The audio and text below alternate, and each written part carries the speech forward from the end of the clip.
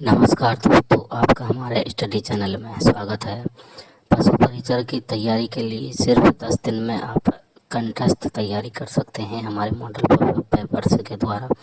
आप हमारे model paper को 2 बार या 3 बार 2 की स्पीड से रिवीजन कीजिए और आपको कम समय में अधिक से अधिक अध्ययन मिलेगा। और चैनल को सब्सक्राइब नहीं किया है तो चैनल को सब्सक्राइब कर लीजिए, वीडियो को लाइक कीजिए और शेयर कीजिए। सवाई चाल किस नस्ल की विशेषता है बताइए दोस्तों। सवाई चाल है ये कौन सी नस्ल की दोस्तों विशेषता है? तो यहाँ पर इसका राइट आंसर हो जाएगा, ये एक गाय की नस्ल है दोस्तों, उसकी एक विशेषता है सवाई चाल। तो इसका राइट आंसर हो जाएगा कांकरेज नस्ल। ठीक है, एक नंबर का जो ऑप्शन है वो इसका बिल्कुल सही उत्तर हो जाएगा। और दोस्तों इस नस्ल का जो मूल स्थान है वो कच्छ का रण गुजरात माना जाता है। ठीक है, कच्छ का रण गुजरात माना जाता है। और राजस्थान की अगर मैं बात करूं कि राजस्थान में कहाँ पाई जाती है ये कांकरेज नस्ल की गाय, तो दोस्तों ये सांचौर, जालौर, बाड़मेर, सिरोही, पाली, इन जिलों में दोस्तों ये पाई जाती है। तो यहाँ पर इस प्रश्न का जो राइट आंसर हो जाएगा वो है एक नंबर ऑप्शन बिल्कुल सही।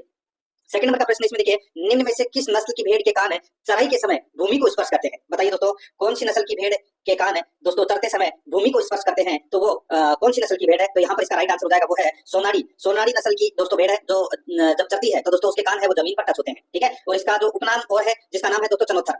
ठीक है, इसका उपनाम है सोनारी का, जिसको चनोत्थर के नाम से जाना जाता है। तो यहाँ पर अपना इसमें 2 नंबर का ऑप्शन राइट आंसर हो जाएगा। और ये नस्ल राजस्थान में दोस्तों उदयपुर, सलूम्बर, डूंगरपुर, बांसवाड़ा, चित्तौड़गढ़ इन जिलों में पाई जाती है दोस्तों। 2 नंबर का ऑप्शन बिल्कुल सही हो जाएगा।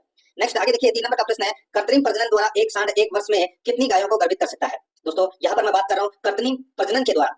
कृत्रिम प्रजनन के द्वारा एक वर्ष में एक सांड है वो 1000 से अधिक गायों को गर्भित है वो कर सकता है। ठीक है, तो यहाँ पर अपना इसमें राइट आंसर हो जाएगा दोस्तों ऑप्शन के अनुसार अगर मैं बताऊं तो यहाँ पे 1000 से 2000 को गर्भित है वो कर सकता है। ठीक है, कृत्रिम गर्भाधान विधि के अनुसार कर सकता है। ठीक है, तो यहाँ पर अपना इसमें राइट आंसर 3 नंबर का ऑप्शन बिल्कुल सही हो जाएगा। आगे देखिए दोस्तों, यहाँ पे 4 नंबर का प्रश्न है, निम्न में से कौन सा वही प्रजनन का प्रकार नहीं है? बताइए कौन सा वही प्रजनन का प्रकार है वो नहीं है?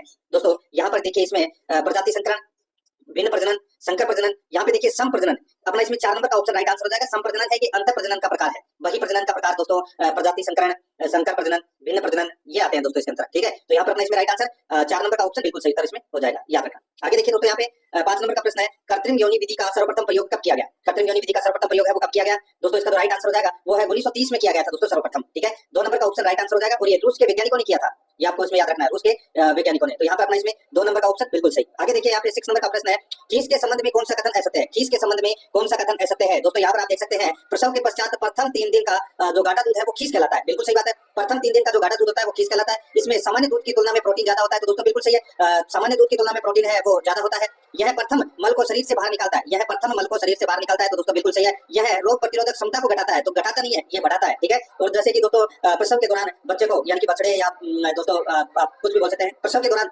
बछड़े को दोस्तों 10 दिनों तक है वो 7 से 10 दिन तक है वो खीस है वो पिलाई जाती है। तो यहाँ पर अपना इसमें राइट आंसर क्या हो जाएगा? 4 नंबर का ऑप्शन बिल्कुल सही उत्तर। आगे देखिए यहाँ पे 7 नंबर का प्रश्न है, भैंसों के ब्याने के कितने दिन पहले सूखा देना चाहिए? बताइए दोस्तों, भैंसों को ब्याने के कितने दिन पहले सूखा देना चाहिए? तो यहाँ पर इसका जो राइट आंसर क्या हो जाएगा बताइए दोस्तों। देखिए 2 से 3 माह पूर्व है वो सूखा देना चाहिए, क्योंकि दोस्तों इस अवधि के दौरान है वो थन के ऊतकों की मरम्मत है वो हो जाती है। तो यहाँ पर अपना इसमें राइट आंसर क्या हो जाएगा वो है 2 से 3 माह पूर्व है। 1 नंबर का जो ऑप्शन है वो इसका बिल्कुल सही उत्तर इसमें हो जाएगा।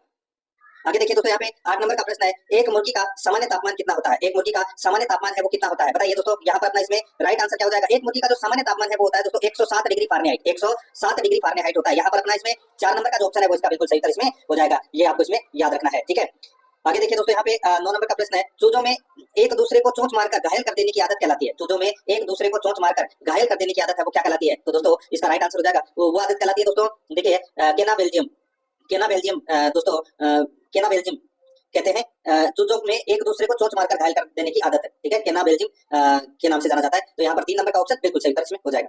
आगे देखिए 10 नंबर का प्रश्न है, अंडा देने वाली मुर्गियों के लिए प्रति मुर्गी कितना दाना दिया जाता है? बताइए, अंडा देने वाली मुर्गियों के लिए प्रति मुर्गी कितना दाना दिया जाता है? तो दोस्तों कितना दाना दिया जाता है? तो दोस्तों प्रति मुर्गी 100 से 120 ग्राम दाना है वो प्रतिदिन देना चाहिए। 100 से 120 ग्राम दाना है वो प्रतिदिन देना चाहिए। तो यहाँ पर अपना इसमें राइट आंसर क्या हो जाएगा? 1 नंबर ऑप्शन बिल्कुल सही। आगे देखिए 11 नंबर का प्रश्न है, बायोगैस उत्पादित की जाती है? बताइए, बायोगैस उत्पादित की जाती है? तो दोस्तों ये बायोगैस है ये उत्पादित की जाती है दोस्तों शहरी अपशिष्ट से, जैविक अपशिष्ट से, पशुओं के अपशिष्ट से। तो दोस्तों इन सभी से बायोगैस है वो उत्पादित की जाती है। तो यहाँ पर अपना इसमें राइट आंसर हो जाएगा उपरोक्त है सभी। 4 नंबर का जो ऑप्शन है वो इसका बिल्कुल सही उत्तर इसमें हो जाएगा, ये आपको इसमें याद रखना है। ठीक है, आगे देखिए दोस्तों, यहाँ पे 12 नंबर का प्रश्न है, देखिए बायोगैस के उत्पादन हेतु पशु अपशिष्टों में व जैविक अपशिष्टों को किस गैस की अनुपस्थिति में अपघटित किया जाता है? बताइए, बहुत ही अच्छा प्रश्न है दोस्तों। यहाँ पर देखिए बायोगैस के उत्पादन हेतु पशु अपशिष्टों में व जैविक अपशिष्टों को किस गैस की अनुपस्थिति में अपघटित किया जाता है? तो यहाँ पर इसका जो राइट आंसर हो जाएगा वो है दोस्तों ऑक्सीजन की अनुपस्थिति में अपघटित है वो किया जाता है, ऑक्सीजन की अनुपस्थिति में। तो यहाँ पर 3 नंबर का जो ऑप्शन है वो इसका बिल्कुल सही उत्तर इसमें हो जाएगा। आगे देखिए यहाँ पे 13 नंबर का प्रश्न है, हेन-हिन विधि का सर्वप्रथम प्रयोग किस देश में हुआ?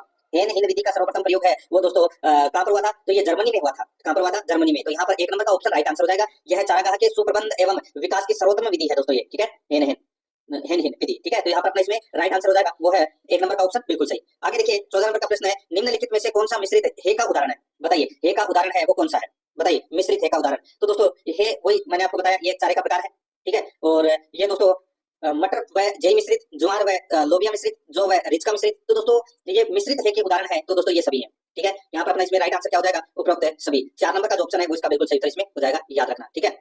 आगे देखिए यहाँ पे 15 नंबर का प्रश्न है, निम्न में से कौन सा साइलो का प्रकार है? बताइए दोस्तों, साइलो का प्रकार है वो कौन सा है? यहाँ पर आप देख सकते हैं, देखिए वृद्ध साइलो, गर्त साइलो, खाई साइलो। तो दोस्तों ये सभी हैं वो साइलो के प्रकार हैं। तो यहाँ पर इसका राइट आंसर हो जाएगा उपरोक्त है सभी, उपरोक्त है सभी। तो यहाँ पर 4 नंबर का जो ऑप्शन है वो इसका बिल्कुल सही उत्तर इसमें हो जाएगा, ये आपको इसमें याद रखना है, ठीक है। अब ये साइलो किसे कहते हैं ये भी पता होना चाहिए आपको। तो दोस्तों देखिए, जिन गड्ढों, नालियों या बुर्ज में हरा चारा दबाकर भरा जाता है उन्हें साइलो कहा जाता है, ठीक है। यहाँ पर अपना इसमें राइट आंसर क्या हो जाएगा? 4 नंबर का ऑप्शन बिल्कुल सही। आगे देखिए 16 नंबर का प्रश्न है, मिल्क फीवर व कीटोसिस बीमारियां किस श्रेणी में आती है? मिल्क फीवर व कीटोसिस बीमारियां किस श्रेणी में आती है? तो दोस्तों इसका जो राइट आंसर हो जाएगा वो है अपना इसमें मेटाबॉलिक बीमारी, मेटाबॉलिक बीमारी। तो यहाँ पर अपना इसमें 3 नंबर का जो ऑप्शन है वो इसका बिल्कुल सही हो जाएगा, मेटाबॉलिक बीमारी की श्रेणी में आते हैं दोस्तों ये, ठीक है। 3 नंबर ऑप्शन बिल्कुल सही। आगे देखिए दोस्तों, यहाँ पे ये आमतौर पर जो ये मेटाबॉलिक बीमारियां होती है ये वंशानुगत होती है, ये भी याद रखना है, ठीक है। आगे देखिए दोस्तों, यहाँ पे 17 नंबर का प्रश्न है, पशुओं का तापमान जांचने हेतु थर्मामीटर को कहाँ रखते हैं? बताइए, पशुओं का तापमान जांचने हेतु थर्मामीटर को कहाँ पर रखते हैं? जैसे कि मनुष्य में तो दोस्तों आप देख सकते हैं तापमान मापने के लिए या तो बगलों में या मुंह में रखते हैं, ठीक है। तो यहाँ पर अपना जो राइट आंसर क्या हो जाएगा वो है ये मलाशय में रखते हैं दोस्तों, या यहाँ पर अपना इसमें राइट आंसर क्या हो जाएगा? मलाशय में। यहाँ पर 4 नंबर का जो ऑप्शन है वो इसका बिल्कुल सही उत्तर इसमें हो जाएगा। आगे देखिए यहाँ पे 18 नंबर का प्रश्न है, वह कृमि जो पत्तीनुमा होता है तथा भेड़ के यकृत पर चिपका रहता है उसे कहते हैं। वह कृमि जो पत्तीनुमा होता है और भेड़ के यकृत पर चिपका रहता है उसे क्या कहते हैं? तो दोस्तों उसे कहते हैं, बताइए, उसे कहते हैं लीवर फ्लूक, लीवर फ्लूक बोलते हैं उसे, ठीक है। तो यहाँ पर अपना इसमें राइट आंसर हो जाएगा 1 नंबर का ऑप्शन बिल्कुल सही उत्तर इसमें हो जाएगा। ये लीवर फ्लूक है, ये रोग मुख्य रूप से भेड़ों में होता है। तो यहाँ पर अपना इसमें राइट आंसर 1 नंबर ऑप्शन हो जाएगा। आगे देखिए 19 नंबर का प्रश्न है, स्वाइन फीवर का संबंध किससे? स्वाइन फीवर का संबंध दोस्तों इसका जो राइट आंसर हो जाएगा, स्वाइन फीवर है ये सूअरों में होने वाली प्रमुख बीमारी है, सूअरों में होने वाली दोस्तों ये प्रमुख बीमारी है स्वाइन फीवर, ठीक है। और इसका जो कारक है वो पेस्टी वायरस है। तो यहाँ पर अपना इसमें राइट आंसर क्या हो जाएगा? 3 नंबर का ऑप्शन बिल्कुल सही। 20 नंबर का प्रश्न इसमें देखिए, पशुओं में होने वाले लंगड़ा बुखार का कारक है, पशुओं में होने वाले लंगड़ा बुखार का कारक है तो वो कौन सा है? बताइए दोस्तों, इसका जो राइट आंसर हो जाएगा लंगड़ा बुखार का जो प्रमुख कारक है वो है दोस्तों क्लास्ट्रीडियम चौवाई, क्लास्ट्रीडियम चौवाई ये लंगड़ा बुखार का कारक है दोस्तों। तो यहाँ पर अपना इसमें राइट आंसर 4 नंबर ऑप्शन हो जाएगा। और दोस्तों ये लंगड़ा बुखार में क्या होता है कि पशु की जो मांसपेशियां है वो काली पड़ जाती है। इसके लिए दोस्तों एक टीका लगाया जाता है जिसका नाम है बीक्यू, ठीक है, बीक्यू वैक्सीन लगाई जाती है दोस्तों। 4 नंबर ऑप्शन बिल्कुल सही। आगे देखिए 21 नंबर का प्रश्न है, मेमनों को भेड़ चेचक टीका कब लगाया जाता है? बताइए दोस्तों, मेमनों को भेड़ चेचक टीका कब लगाया जाता है? दोस्तों यहाँ पर देखिए ये टीका है ये अप्रैल मई माह में लगाया जाता है और वयस्क भेड़ों को दोस्तों ये दिसंबर माह में लगाया जाता है। तो यहाँ पर अपना इसमें अप्रैल मई इसका राइट आंसर हो जाएगा, 3 नंबर ऑप्शन बिल्कुल सही। 22 नंबर का प्रश्न इसमें देखिए, भेड़ों के शरीर के आंतरिक परजीवियों को नष्ट करना क्या कहलाता है? भेड़ों के शरीर के आंतरिक परजीवियों को नष्ट करना क्या कहलाता है? तो दोस्तों बताइए क्या कहलाता है? उसको कहते हैं दोस्तों डोजिंग, क्या बोलते हैं? डोजिंग बोलते हैं उसे। तो यहाँ पर अपना इसमें 1 नंबर का ऑप्शन राइट आंसर इसमें हो जाएगा। दोस्तों भेड़ों के शरीर के आंतरिक परजीवियों को नष्ट करने के लिए इनको कृमिनाशक या परजीवी नाशक दवा का घोल पिलाया जाता है जिसे डोजिंग कहा जाता है, ठीक है। राइट आंसर हो जाएगा यहाँ पे 1 नंबर ऑप्शन बिल्कुल सही। 23 नंबर का प्रश्न इसमें देखिए, निम्नलिखित में से किस गोवंश की प्रतिव्यात दुग्ध उत्पादकता सर्वाधिक है? बताइए निम्नलिखित में से किस गोवंश की प्रतिव्यात दुग्ध उत्पादकता सर्वाधिक है? तो यहाँ पर अपना इसमें सही उत्तर हो जाएगा दोस्तों, देखिए ये तो सभी को पता होगा दोस्तों, यहाँ पे इसका सही उत्तर हो जाएगा जर्सी नस्ल की ज्ञात है, जर्सी नस्ल की जो गाय है वो प्रतिव्यात दोस्तों 5 से 6,000 लीटर दूध देती है प्रतिव्यात, ठीक है। तो यहाँ पर अपना इसमें राइट आंसर हो जाएगा 1 नंबर का ऑप्शन है वो इसका बिल्कुल सही उत्तर इसमें हो जाएगा, याद रखना।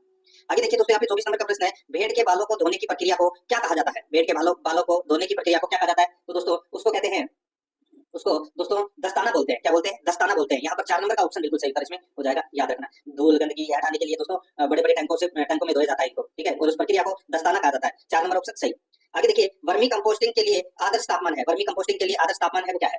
तो दोस्तों इसका जो राइट आंसर हो जाएगा वो है, देखिए वर्मी कंपोस्टिंग के लिए आदर्श तापमान यहाँ पे 10 डिग्री सेल्सियस से 15 डिग्री सेल्सियस, 15 से 20 से 25 से 30 सेल्सियस है। तो दोस्तों यहाँ पे देखिए इस प्रश्न का जो राइट आंसर हो जाएगा वो है वर्मी कंपोस्टिंग के लिए आदर्श तापमान है वो है दोस्तों इसमें कौन सा? तो वो है 25 से 30 डिग्री सेल्सियस, ये आदर्श तापमान है दोस्तों। यहाँ पर 3 नंबर का ऑप्शन राइट आंसर हो जाएगा इसमें, ठीक है।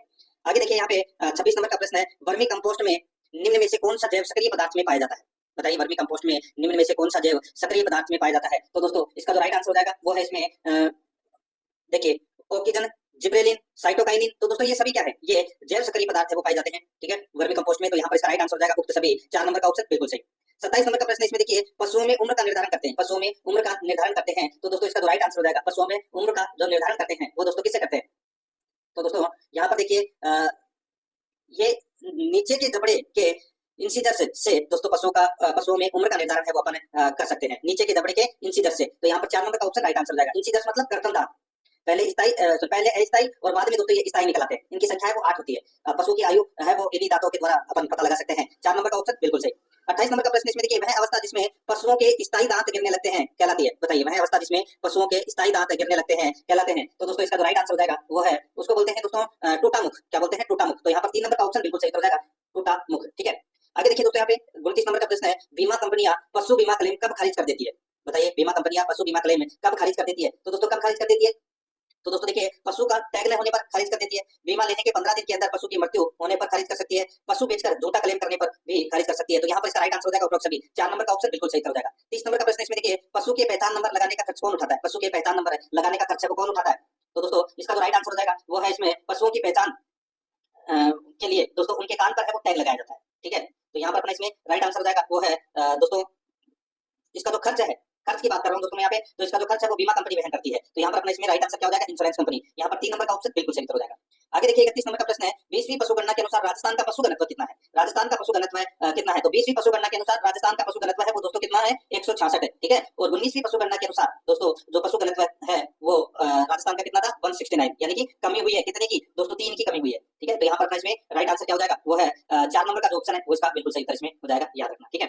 आगे देखिए यहाँ पे 32 नंबर का प्रश्न है, 20वीं पशु गणना में राजस्थान में किस पशु की संख्या में सर्वाधिक कमी दर्ज की गई?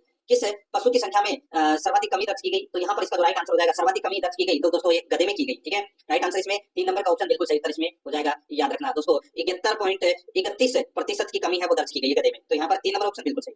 33 नंबर का प्रश्न इसमें देखिए, अश्वों की संख्या की दृष्टि से राजस्थान का देश में कौन सा स्थान है? अश्वों की संख्या, यानी कि अश्व मतलब घोड़ों, ठीक है दोस्तों। अश्वों की संख्या की दृष्टि से राजस्थान का देश में कौन सा स्थान है? तो दोस्तों राजस्थान का तृतीय स्थान है। तो यहाँ पर 3 नंबर का ऑप्शन राइट आंसर इसमें हो जाएगा। सबसे पहले नंबर पर उत्तर प्रदेश, फिर जम्मू कश्मीर और फिर राजस्थान तीसरे नंबर पर आता है, ठीक है। और राजस्थान में सर्वाधिक घोड़े बाड़मेर जिले में पाए जाते हैं, ये भी याद रखना। 3 नंबर ऑप्शन बिल्कुल सही। आगे देखिए, गौशाला में एक स्वस्थ एवं पूर्ण विकसित शरीर वाली गाय के लिए कितने स्थान की आवश्यकता होती है? गौशाला में एक स्वस्थ एवं पूर्ण विकसित शरीर वाली गाय के लिए कितने स्थान की आवश्यकता होती है? तो दोस्तों इसका राइट आंसर हो जाएगा, एक वयस्क गाय के लिए दोस्तों 40 वर्ग फुट, 40 वर्ग फुट की आवश्यकता है वो होती है। यहाँ पर 3 नंबर का ऑप्शन राइट आंसर इसमें हो जाएगा, ये आपको इसमें याद रखना है, ठीक है। और सर्दियों में गाय के लिए दोस्तों 60 वर्ग फुट, ठीक है, सर्दियों में 60 वर्ग फुट स्थान है वो चाहिए बैठने के लिए, क्योंकि धूप में भी बैठना है, ठीक है। यहाँ पर 3 नंबर ऑप्शन बिल्कुल सही। 35 नंबर का प्रश्न इसमें देखिए, गौशाला में कितने प्रजनन योग्य गौवंश पर एक प्रसूति कक्ष की व्यवस्था होनी चाहिए? गौशाला में कितने प्रजनन योग्य गौवंश पर एक प्रसूति कक्ष की व्यवस्था होनी चाहिए? तो यहाँ पर इसका राइट आंसर हो जाएगा वो है दोस्तों 20 से 25। यहाँ पर 2 नंबर का ऑप्शन बिल्कुल सही हो जाएगा, 20 से 25, ठीक है। आगे देखिए यहाँ पे गहन पशु विकास योजना का प्रारंभ कहाँ से किया गया? गहन पशु विकास योजना का प्रारंभ है वो दोस्तों कहाँ से किया गया? दोस्तों इसकी जो शुरुआत है वो दोस्तों गुजरात में की गई थी 1965 में, ठीक है। तो यहाँ पर अपना इसमें 1 नंबर का ऑप्शन राइट आंसर हो जाएगा। नेक्स्ट आगे देखिए दोस्तों, RCDF के अंतर्गत राजस्थान में कितने दुग्ध अवशीतन केंद्र संचालित है? तो दोस्तों राज्य में यानी कि राजस्थान में 22 दुग्ध उत्पादन संयंत्र संचालित है। तो यहाँ पर अपने यहाँ पे देखिए क्या पूछा है, दुग्ध अवशीतन।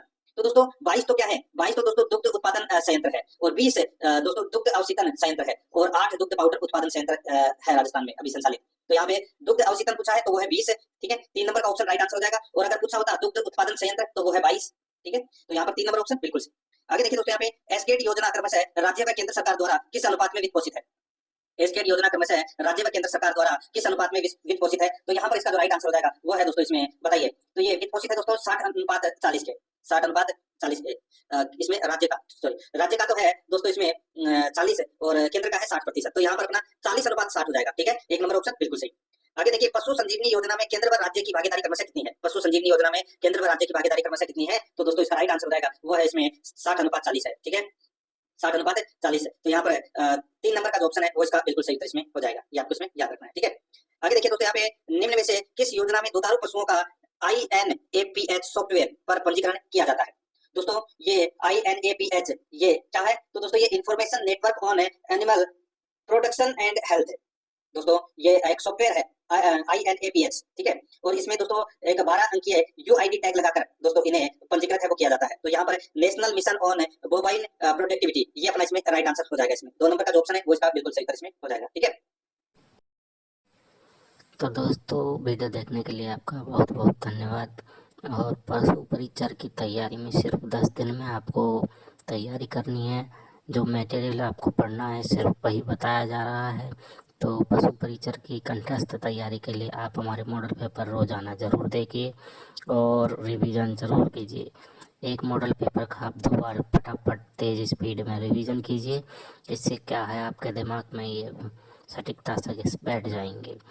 और वीडियो को लाइक शेयर ज़रूर कीजिए और चैनल को सब्सक्राइब कर लीजिए। कमेंट करके हमें बताइए वीडियो में और हमें क्या इजाफा करना चाहिए क्या नहीं। धन्यवाद।